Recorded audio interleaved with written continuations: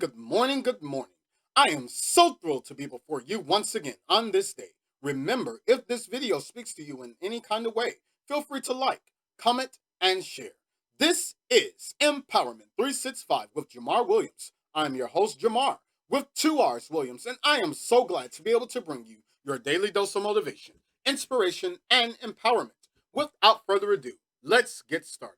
Today is Tuesday, October 27th, 2020, and today's quote is broken, homeless, carless, jobless, hopeless, starving, betrayed, counted out. I've been there. Now, where am I going? I'll say that once again. Broken, homeless, carless, jobless, hopeless, starving, betrayed, counted out. I've been there. Now, where am I going?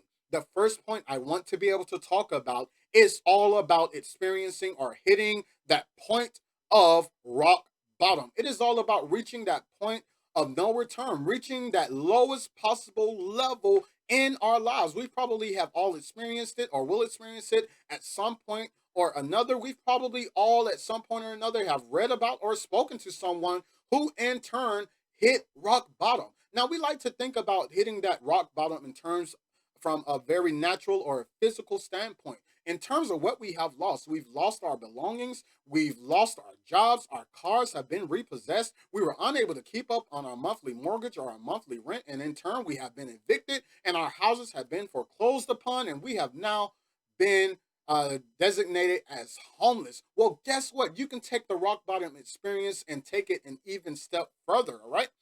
There's a such thing as reaching a spiritual rock bottom. A spiritual rock bottom. Think about it for a second. Have you ever been so drained spiritually that you have felt completely detached, completely disconnected from everything spiritually? You have felt completely detached and disconnected from even yourself.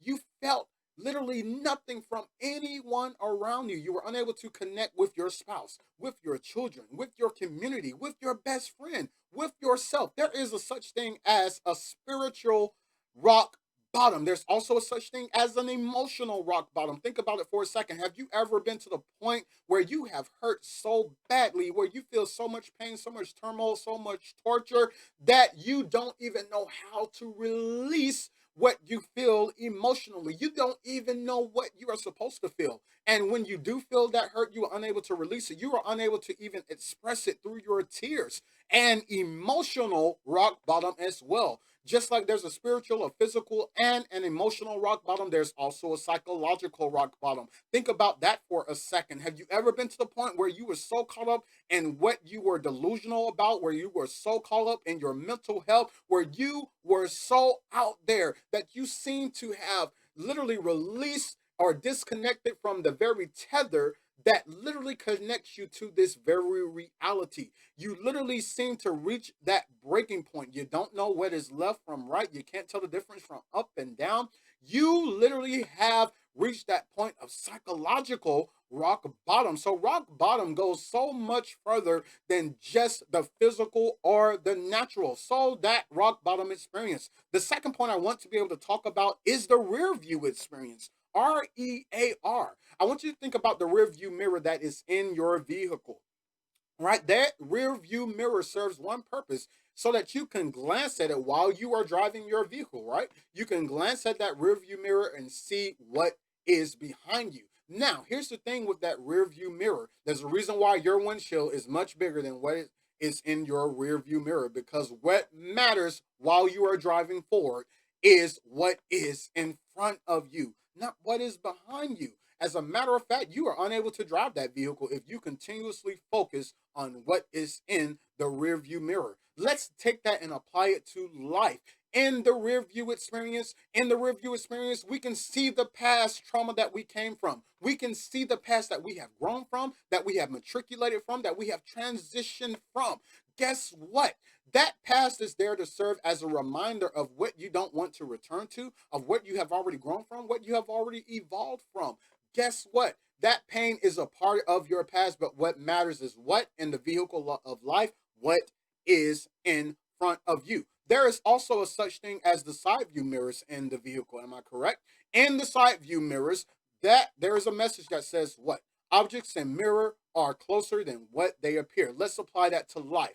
The objects in your side view mirror are actually smaller than what they appear in your life. If you have already grown from it, if you have already evolved from it, if you have already transitioned out of it, that means you have proven that what you see in the mirror, what you see in the rear view, what you see in the side view, what you see in your past, you are already stronger than that of your past. Let's continue to move forward. Let's take it an example from our rear view mirror and our side view mirror, and let's just continue to move forward. The third point I want to be able to make, I just want to elaborate upon the last part of that quote.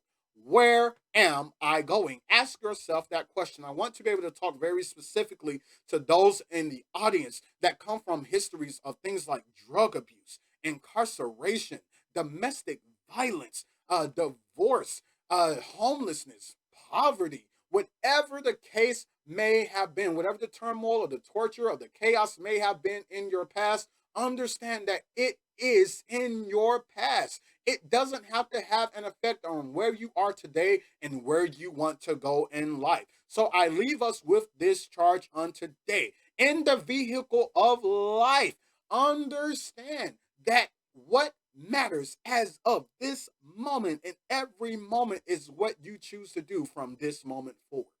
Your past is in the past. We can learn from it, we can grow from it, we can adopt from it, and guess what? We can be that much greater and that much better because of it. Let's continue to move forward. Let's continue to be greater. This has been Empowerment 365 with Jamarr Williams.